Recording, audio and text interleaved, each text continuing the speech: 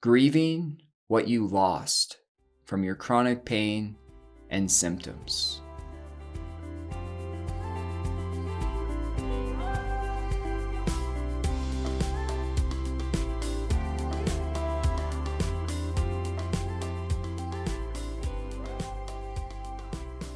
A pattern that I experienced while healing, and I've seen hundreds of others also experience, is this. We try to treat our physical body using physical treatments, being assessed by doctors, and nothing helps. For myself, that went on for probably 3.5 years, give or take. For many of you, that's gone on for decades.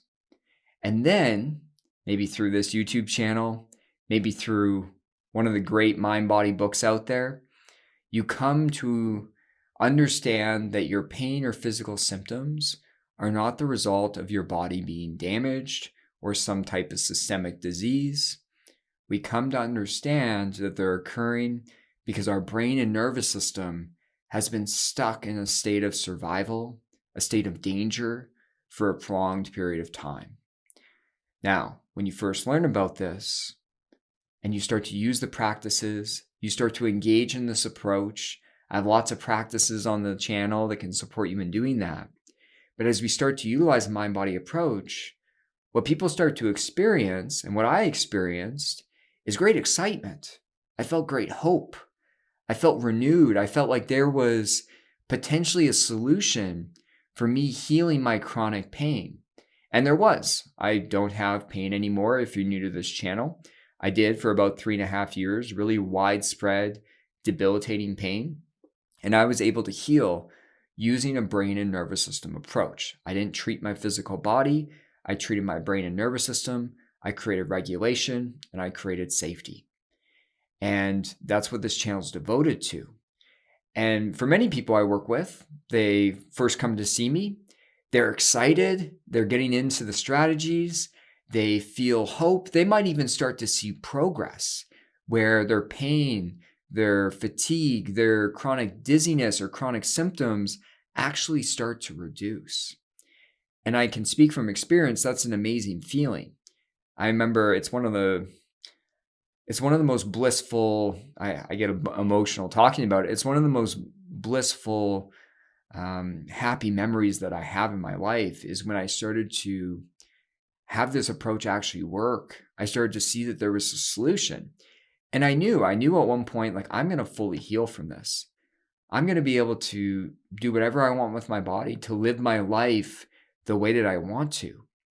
But then what happened to me, what happens to so many others, is after that hopeful, blissful, euphoric even feeling, we're hit with deep grief, deep sadness of the years we lost trying to fix our pain, our physical symptoms using the medical system, using physical treatments. I had deep grief, and personally, I was in pain for 3.5 years, as I said. I know many of you listening have had chronic pain or chronic symptoms for decades. And, I lost some great years in my 20s where all my friends were out having fun, enjoying themselves, and I was so preoccupied, such in deep, basically dorsal vagal, like just shut down and collapsed, numbed out, disconnected from the world. I lost some of the great years of my 20s where the rest of my friends were out living life, enjoying themselves. And I'm speaking for myself personally, but that's how I experienced my pain.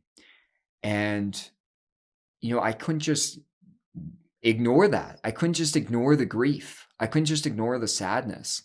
I tell people this all the time. In pain reprocessing therapy, what essentially we're trying to do is rewire the brain to respond differently to our pain or physical symptoms. Lightness, ease, curiosity. And I want to get someone there. I want to get someone to enjoying pleasant sensation, pleasant experiences. That's an essential part of healing. But we can't just skip over the grief, over the trauma. I call it sensitization trauma. The trauma I had from my pain developing and worsening over time. that grief and trauma response, I just couldn't skip over that. So even though I felt this burst of hope, I knew there was a solution. I then needed to process all the grief, all the sadness that I felt for my pain and the years I lost and the dysregulation that I felt. And I'm here to tell you, you can't skip over that. Even though there is a big shiny solution, I do believe that. I preach this every day on this channel because I think there's great hope for people. But it's okay to go and grieve over what you lost while you had chronic pain or chronic symptoms or chronic illness. You're human. You're meant to grieve when things are hard, when we feel loss. And one thing I see people do is they try to push that feeling down. They almost try to force themselves to stay hopeful, to stay excited. And you can get back there. But pushing down any emotion, any dysregulation, it's going to prolong how long your healing takes. And so on this channel, it's actually a practice from my course, the Somatic Safety Method. I have a sadness practice on this channel for free. If you can't do the somatic movements in there, that's okay. You can do it sitting, but I'll link that to the top. Start to touch in, safely touch in, embody that grief, that sadness, that loss that you felt.